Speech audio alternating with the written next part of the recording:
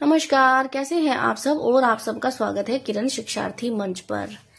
तो साथियों, हिंदी साहित्य के इतिहास लेखन से संबंधित जितने भी ग्रंथ थे वो सब हम देख चुके हैं और अब आगे बढ़ते हैं।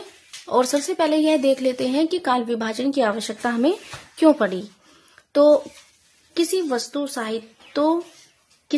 साहित्य की प्रवृत्ति आदि को ठीक ज्ञान कराने, सहज बनाने के लिए उसे खंडों व उपखंडों में बांट दिया जाता है।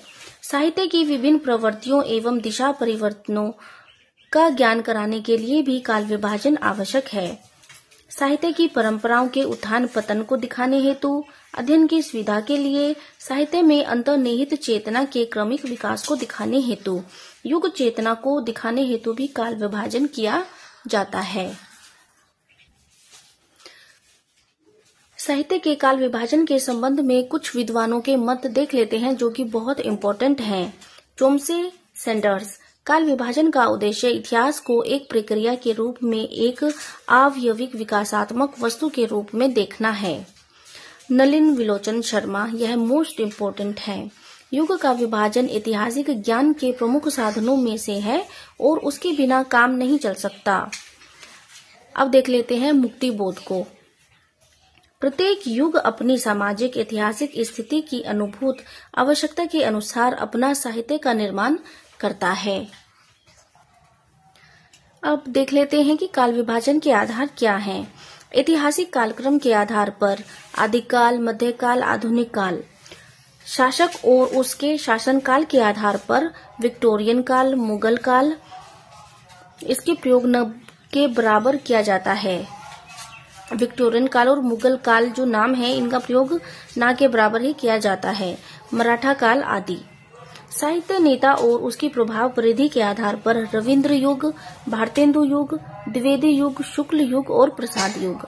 लोक नायक और उसके प्रभाव काल के आधार पर नेहरू युग, गांधी युग। साहित्य में इनका आधार न के बराबर ही लिया जाता है।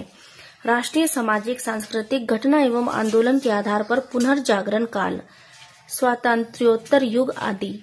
साहित्यिक प्रवृत्तियों के आधार पर वीरगाथा काल, भक्ति काल, रीतिकाल, छायावाद, प्रगतिवाद और प्रयोगवाद आदि।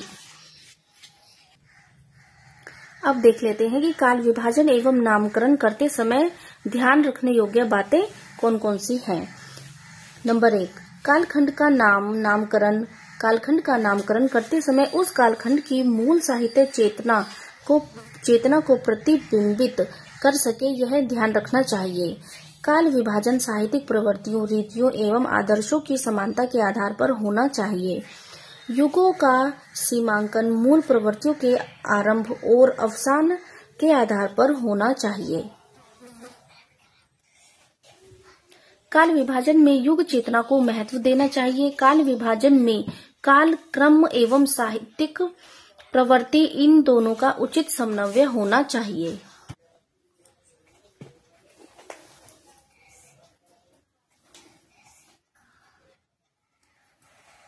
इस क्लास में इतना ही और अब हम आ गए हैं काल विभाजन पर और काल विभाजन हम स्टार्ट करेंगे अगली क्लास से।